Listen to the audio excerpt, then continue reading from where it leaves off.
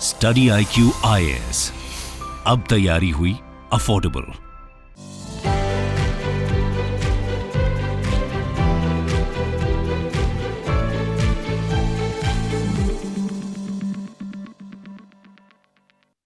नमस्कार, मैं दिव्यांशी आप सभी का स्वागत करती हूँ स्टडी IQ पर।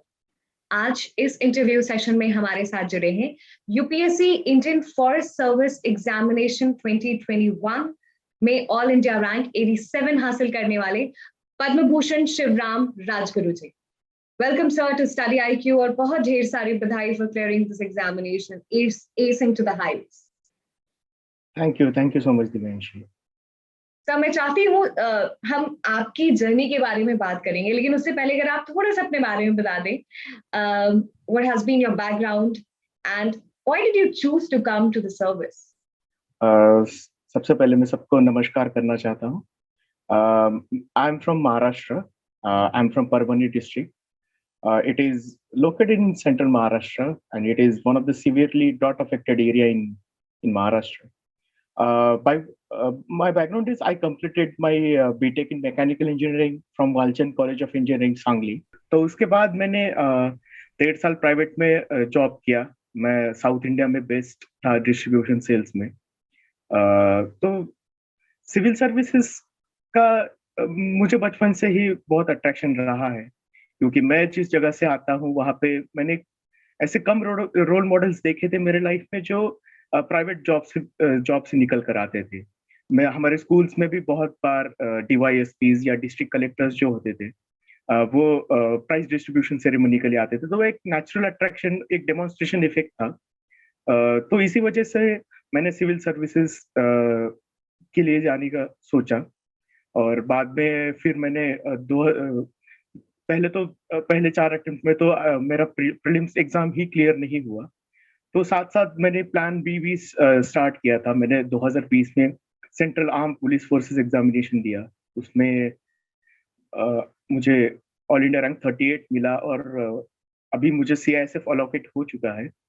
और उसके बाद भी जब मेरा प्रीलिम्स क्लियर हुआ तो मेरा दोनों फॉरेस्ट और सिविल सर्विसेज दोनों का कट ऑफ क्लियर हुआ था। तो दिस ईयर अनफॉर्चुनेटली मेरा सिविल सर्विसेज का मेंस क्लियर नहीं हुआ, but I'm happy that I secured all India rank 87 in Indian Forest Services examination.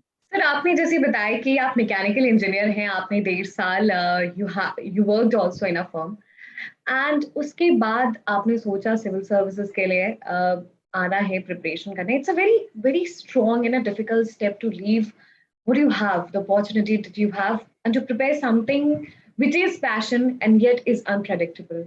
सो ये कितना टफ डिसीजन था एंड आई थिंक आपका ये जो आंसर होगा वो बहुत सारे लोगों को इंस्पायर भी करेगा who are in this talk of dilemma कि they have this opportunity but कैसे उसे छोड़ के एग्जामिनेशन की प्रिपरेशन करें। मेरे लिए जी, जैसे आपने कहा ये बहुत डिफिकल्ट डिसीजन था, क्योंकि मुझे वेल पेइंग अच्छा जॉब था, मेरी ग्रोथ अपॉर्चुनिटीज भी काफ़ी अच्छी थी, मेरा वर्क परफॉर्मेंस भी काफ़ी मेरे बॉसेस के थ्रू या मेरे ग्रैंड बॉसेस मुझे अच्छा फीडबैक्स वगैरह मिलते थे। पर एक जो मैंने बचपन से सोच के रखा था कि सिविल कुछ एक, क्योंकि ये मेरा प्राइम यूथ में मैं अब कुछ करना चाहता था जो मेरे थ्रू आउट द लाइफ मेरे साथ रहे। तो यस, थोड़ा डिफिकल्ट डिसीजन तो था, पर इसमें क्योंकि मेरे पेरेंट्स मेरे हमेशा साथ रहे, they have been the backbone of my this entire struggle and journey. So they made and my also even my friends, they made this decision very easy. They were always there for me. And बहुत सारे लोग dilemma में होते हैं कि private job करते करते civil service का प्रिपरेशन किया जा सकता है। जी हाँ, बिल्कुल किया जा सकता है, पर वो भी आपके वर्क प्रोफाइल या फिर आपका वर्कलोड के हिसाब से वेरी करता है। तो मैंने ये सारी चीजें पहले तो एक गेज की कि मैं क्या इस प्राइवेट जॉब के साथ प्रिपरेशन कंटिन्यू कर सकता हूँ। तो मुझे कहीं ना कहीं लगा कि मुझे फुल टाइम प्रिपरेशन करना चाहिए। तो ये सारी चीजें ध्यान में रखते हुए मैंने फिर जॉब छोड़ने का डिसीजन लिया। और हाँ, थोड़ा स्ट्रगल करना पड़ा 4 साल, थोड़ा फाइनेंशियली भी स्ट्रगल करना पड़ा, बट आई एम हैप्पी कि अभी at the and I have 2 very good jobs in my hand. कहते हैं सब्र का फल मीठा होता है, and I think that is very true in your case.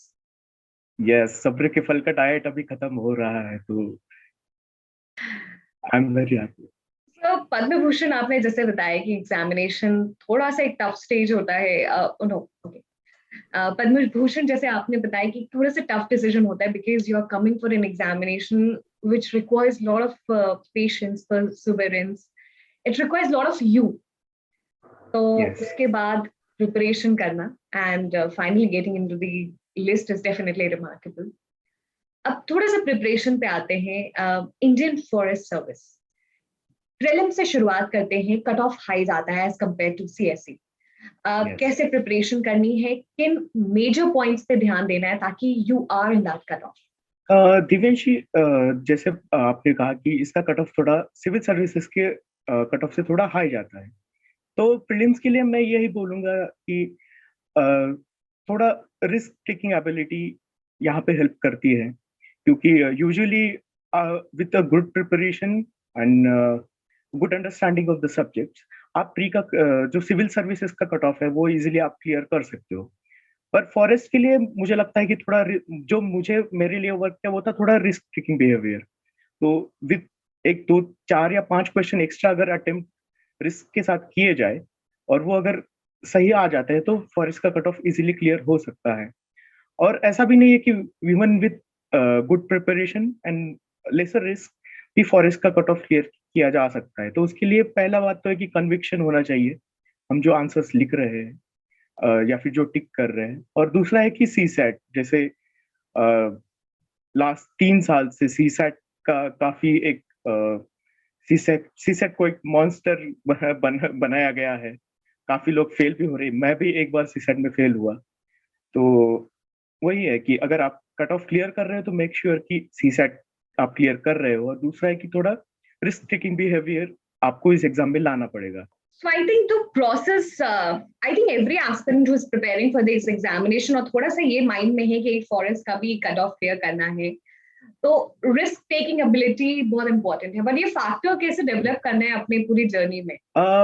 पहला ये कि जब मैं प्री के टेस्ट लिखता था तो मैंने ये डिसाइड किया कि मैं जो भी टेस्ट लिखूंगा उसको मैं एज अ ट्रीट करूंगा कि मैं एज उसको प्रिलिमिनरी एग्जाम लिख रहा हूँ, क्योंकि हम एक साल का पूरा प्रिपरेशन है and that is going to be checked in just 2 hours.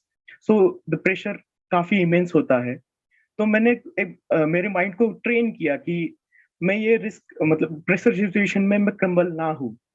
तो इसके लिए मैं पूरे एक थ्रू आउट द ईयर जब मेरा प्रीलिम्स क्लियर नहीं हो रहा था तो मैंने पूरे टाइम एक मेंटल प्रिपरेशन के लिए दिया खुद का।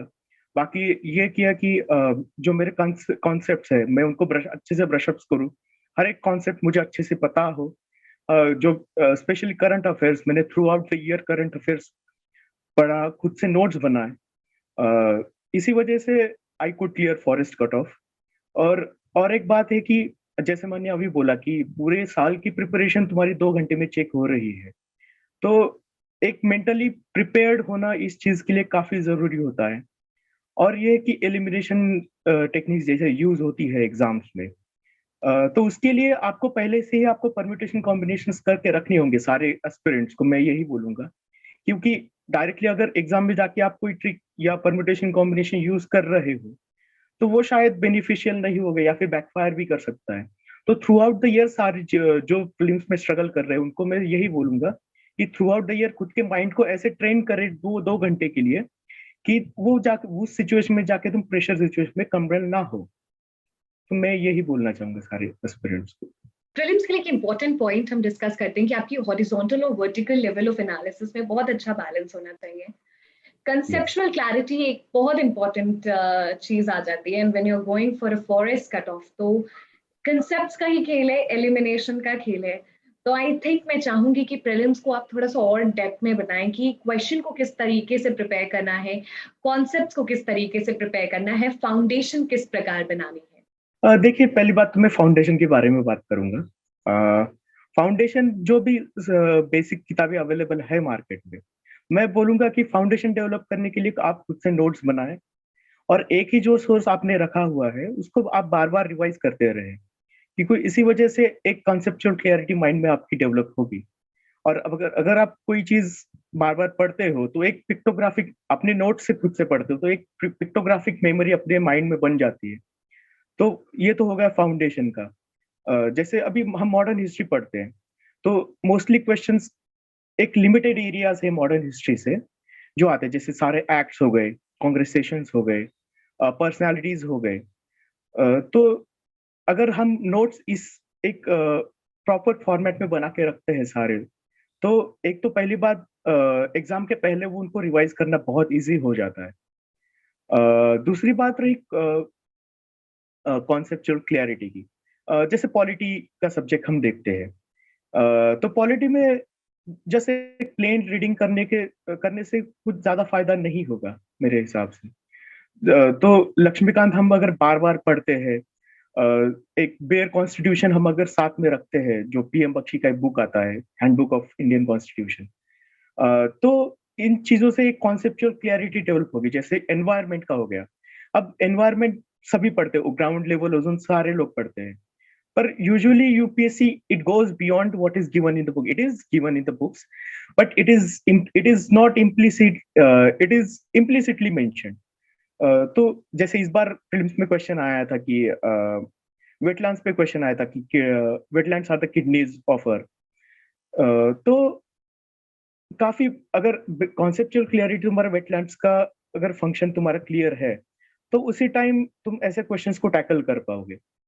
सर आपने भी मेंशन किया कि you would study in a book but वो चीज एक्सप्लिसिटली मेंशन नहीं होगी, एंड डेफिनेटली जो क्वेश्चंस होंगे you have to apply the applications of what you have studied, but the important concern remains here is कि वो एप्लीकेशन को किस तरीके से अप्लाई करना है, कितने डेप्थ तक उस चीज, फॉर एग्जाम्पल अगर वो कोई भी न्यूज पीस पढ़े उसको किस तरीके से स्टैटिक से कवर करें, उसकी बैकग्राउंड हिस्ट्री से कवर करें। इसके लिए प्रीवियस ईयर क्वेश्चंस का जो सेट आता है वो काफी हेल्प करता है। वो एक बेस सेट करता है जिस हिसाब से आप पढ़ सको। मेरे हिसाब से तो करंट अफेयर्स के क्वेश्चन जो आते हैं वो कहीं ना कहीं स्टैटिक से रिलेटेड वो पूछ देते हैं। जैसे 2020 में रकमाबाई केस पे क्वेश्चन आया था एक, तो वो कहीं ना कहीं करंट अफेयर से लिंक था। उसके साथ ही जैसे मिताक्षरा और दया भागा पे जो सारे एस्पिरेंट्स को क्वेश्चन एक याद होगा, वो रिलेटेड था कि विमेन का जो सक्सेशन राइट्स है, जो वो काफी करंट अफेयर्स में प्रिविलेंट था उस टाइम, तो वो क्वेश्चन वहां से लिंक था। तो मुझे लगता है कि आप जब करंट अफेयर्स या कोई न्यूज आर्टिकल पढ़ रहे हो तो वो आप स्टैटिक सिलेबस में कहाँ लिंक कर सकते हो, इसको थोड़ा देखना चाहिए। सो मेरे हिसाब से तो प्रीवियस ईयर क्वेश्चंस, दूसरा है कि जो आप करंट अफेयर्स पढ़ रहे हो उसका स्टैटिक से आप कहाँ रिलेट कर पाते हो, ये चीजें बहुत इंपॉर्टेंट है प्रीलिम्स के लिए। और प्रीलिम्स के लिए भी और एक चीज बोलना चाहूंगा कि कुछ क्वेश्चंस बहुत कॉमन सेंस बेस्ड आते हैं। अगर हमारा माइंड उस टाइम शांत है, एक काम माइंड है, वेल ट्रेंड माइंड है, तो उस क्वेश्चंस को हम काफी इजीली टैकल कर सकते हैं। जैसे 2020 में क्वेश्चंस आए थे कि सोलर पंप का पूछा था उन्होंने, तो सेंट्रीफ्यूगल पंप या कोई भी पंप वो इलेक्ट्रिसिटी पे काम करेगा ही, तो ये तो एक कॉमन सेंस वाला क्वेश्चन हो गया। तो अगर हमारा माइंड वेल ट्रेंड है, एक कॉमन सेंस के साथ हम अप्लाई करते हैं, तो प्री के लिए जो एक बेसिक ग्लास सीलिंग होता है उसके ऊपर स्कोर करना काफी इजी हो जाता है अगर वेल ट्रेंड एक माइंड हो। आगे बढ़ते हैं और बात करते हैं, जब एग्जामिनेशन मेंस की बात आती है तो मेंस में दो ऑप्शनल रहते हैं। मैं चाहती हूँ मेंस के लिए और किन खास बातों का ध्यान रखना है अलोंग विद द ऑप्शनल, वो आप बताएं। पहली बात तो मैं सारे जो इंडियन फॉरेस्ट सर्विस के लिए अपेयर कर रहे हैं उनको मैं एक चीज बताऊंगा कि ऑप्शनल सब्जेक्ट अच्छे से जान कर चूज किए जाए। क्योंकि मैंने बहुत सारे एस्पिरेंट्स को देखा है कि जस्ट बिकॉज उन्होंने फिजिक्स जेई के लिए पढ़ा है या फिर उनका इंजीनियरिंग में उन्होंने फिजिक्स थोड़ा सा पढ़ा हुआ है, इसी वजह से वो फिजिक्स ले लेते हैं। पर कई बार और इसमें ये होता है कि सिर्फ 50 या 55 डेज मिलते हैं आपको दो ऑप्शनल प्रिपेयर करने के लिए, तो कहीं ना कहीं लोग पीछे छूट जाते हैं। कभी कभी लोग गलत ऑप्शनल लेते हैं। जैसे मेरे कुछ दोस्तों ने बॉटनी ऑप्शन लिया लिया हुआ था और उन्होंने बॉटनी पढ़ी थी अपने पीएमटी प्रिपरेशन के लिए, तो वो कहीं ना कहीं वो लोग ऑप्शनल कवर नहीं कर पाए। तो पहली बात, आप ऑप्शनल चूज सब्जेक्ट अगर चूज कर रहे हैं तो उनका सिलेबस पहले देख ले। जिन कैंडिडेट्स ने पहले एग्जाम लिखा है उनसे आप इंटरेक्ट करें। जैसे मैंने एग्रीकल्चर इंजीनियरिंग मेरा पहला ऑप्शन था। तो एग्रीकल्चर इंजीनियरिंग उसमें दो पार्ट्स है बेसिकली। जैसे फर्स्ट पार्ट में थोड़ा सिविल इंजीनियरिंग का पार्ट है और पेपर टू में मैकेनिकल इंजीनियरिंग का थोड़ा पार्ट है, जिससे मैं काफी फेमिलियर था। तो मैंने जो मेरे पहले दोस्त सेलेक्ट हो चुके हैं या फिर मेरे साथ मेरे हॉस्टल में ही मिस्टर संदीप शिंदे रहते जिनका ऑल इंडिया रैंक 32 है, उन्होंने पहले ये एग्जाम दिया हुआ था। तो मैंने उनसे जाके इंटरेक्ट किया कि सिलेबस कैसे कवर हो सकता है, उस हिसाब से मैंने ऑप्शनल फिल किए। और दूसरा ऑप्शनल तो होता है फॉरेस्ट्री। फॉरेस्ट्री काफी इंटरेस्टिंग सब्जेक्ट है, इजी टू अंडरस्टैंड है। आप इजीली 8 दिन अगर बैठ के पढ़ोगे तो फॉरेस्ट्री बहुत इजीली कवर भी हो जाता है। तो मेरे हिसाब से पहली बात तो अगर ऑप्शनल सब्जेक्ट चूज करना is very important Indian forest service, क्योंकि यहाँ पे कंपटीशन सिविल सर्विसेज पे थोड़ा कम है। तो जो भी 40 डेज के लिए अपना माइंड स्टेबल रख सकता है सिविल सर्विस मेंस लिखने के बाद भी, क्योंकि मोस्ट ऑफ द टाइम्स लोग ड्रेन हो जाते हैं, they can not carry that enthusiasm through out this 40 days. So वो अगर वो कोई सर्वाइव कर लेता है 40 डेज, तो Indian forest service will surely give you interview call for main through mains. When it comes to answer writing तो किस तरीके से लिखनी चाहिए? देखिए, Indian forest service is a very different from Indian civil services. पहला यहाँ पे इंग्लिश का पेपर, मैं सब्जेक्ट वाइज बताऊंगा। अभी इंग्लिश का पेपर जो है वो काफी मतलब स्कूल लेवल का इंग्लिश आता है उसमें। तो अगर if you can minimise your grammatical mistakes तो you can score well. And these are these are the boundary points where जैसे इंग्लिश का सब्जेक्ट हो गया, if you are scoring well, if you even if you are scoring 20 marks more than the other candidates, तो आपको एक बहुत अच्छा advantage वहां पे मिल जाता है। दूसरा है जीके का। जीके का पेपर थोड़ा लेंदी होता है इंडियन फॉरेस्ट सर्विसेज में। तो आप जो हमने सिविल सर्विसेज के लिए पढ़ा है वो बैकग्राउंड अच्छे से यूज हो जाता है। तो और आंसर्स भी काफी सिमिलर लाइन पे लिखने होते हैं जो इंडियन सिविल सर्विसेज के हैं। और रहा अब बचे टेक्निकल ऑप्शन। अब जैसे मेरा एग्रीकल्चर इंजीनियरिंग था, तो यहाँ पे कोई एक कॉन्क्रीट फॉर्मूला है नहीं, क्योंकि आपको बस 40 या 45 दिन मिल रहे प्रिपरेशन के लिए। तो आपको वो जो भी आपने पढ़ा है वो आपको प्रोसेस करने के लिए, उसको फिर रेप्लिकेट करने के लिए ज्यादा टाइम है नहीं। तो यहाँ पे मैंने एक ही चीज की थी, मैं बस पढ़ता गया पढ़ता गया पढ़ता गया, और जो भी एग्जाम में मुझे याद है मैं वहां पे वो लिख के आ गया इजीली। क्योंकि मुझे पता था कि सारे लोग तो अब मेरे एग्रीकल्चर बैकग्राउंड जिन्होंने लिया है वो सारे एग्रीकल्चर बैकग्राउंड से तो है नहीं। तो मुझे बस जो कैंडिडेट्स लिख रहे हैं उनसे बस बेटर आंसर लिख के आने थे। तो इंडियन फॉरेस्ट सर्विसेज में ये काफी हेल्पफुल रहता है। दूसरा है कि बहुत सारे डायग्राम्स आप बनाएं। एग्रीकल्चर इंजीनियरिंग में काफी न्यूमेरिकल्स आते हैं, तो आप काफी सारे न्यूमेरिकल्स पहले सॉल्व करके देखें, क्योंकि न्यूमेरिकल्स में अच्छे मार्क, मतलब अगर 15 मार्क का न्यूमेरिकल है तो उसमें 15 आउट ऑफ 15 भी मिल जाते हैं।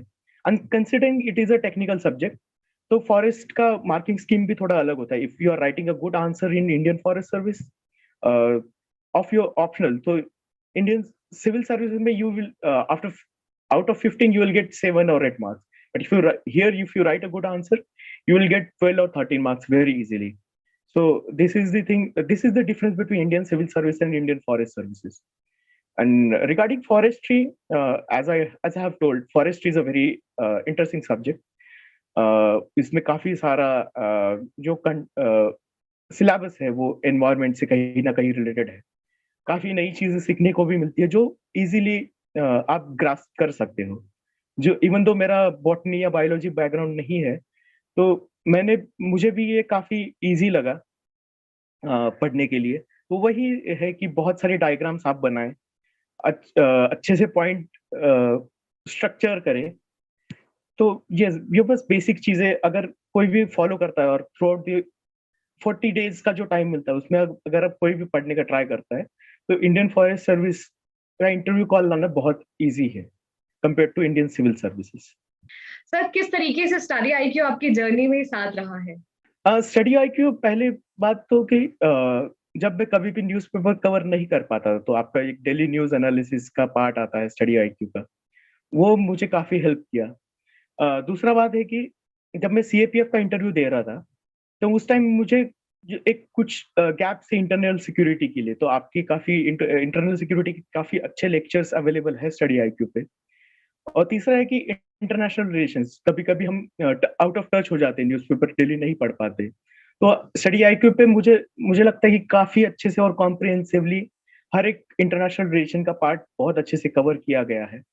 तो इसके लिए मैं स्टडी आईक्यू को पहले तो थैंक यू करना चाहूँगा, क्योंकि मेरे सीएपीएफ के एग्ज़ामिनेशन में इंटरव्यू में काफ़ी क्वेश्चंस जो डायरेक्टली आईआर से पूछे गए थे, मैं स्टडी आईक्यू के वीडियोज़ ही देख के गया था। सर, हम सेशन के एंड में ही कुछ फाइनल टिप्स सजेशन सभी के लिए। फाइनल सजेशन तो मैं एक ही दूँगा कि ये एग्ज़ाम आप आप जो पढ़ रहे हो उसका तो है ही, उसके साथ ये एग्ज़ाम है आपकी, आप कितने एंटी फ्रैजाइल हो, आप कितने प्रेशर सिचुएशन में खुद को हैंडल कर पाते हो। तो ये इस चीज़ का भी एग्ज़ाम है, क्योंकि आप यहाँ पे टॉप जो कंट्री का एक क्रीम आता है, जैसे आईआईटियंस है, जैसे डीयू के कुछ कॉलेजेस है, इन लोगों के साथ आप कम्पीट कर रहे हो। तो मुझे लगता है कि एक खुद को सँभालना, खुद को एक मेंटली प्रिपेयर्ड रखना, डिसिप्लिन्ड होना, इस एग्ज़ाम के लिए काफ़ी इम्पोर्टेंट है। और ये भी है कि बहुत टाइम लगता है कि अब छोड़ दिया जाए प्रिपरेशन, नहीं होगा मेरे से। तो उस टाइम में थोड़ा आप अपने दोस्तों से बात करें, अपने पेरेंट्स से बात करें, अपने मेंटोर्स से बात करें। तो बस कुछ एक टाइम होता है इस प्रिपरेशन का जो थोड़ा टेंस्ड होता है, तो उस टाइम बस गिव अप ना करें। मैं तो ये बेसिक चीज़ बोलूँगा, क्योंकि मुझे लोगों ने बहुत ज़्यादा हेल्प की है। At the time I also felt like कि I should give up, but I didn't give up. I had thought of giving up in 2020, but I just, my parents, my mentors, my friends just suggested me to go for one more attempt. So and it has paid me a great results. So मैं सभी को यही बोलूँगा कि discipline रहे, थोड़ा mentally prepared करे खुद को। तो यही एक चीज़ है। Thank you so much, sir, for joining us in this interview session. It was absolute pleasure to have you. पूरी टीम की तरफ से ढेर सारी शुभकामनाएं। Thank you. Study IQ IAS, अब तैयारी हुई अफोर्डेबल।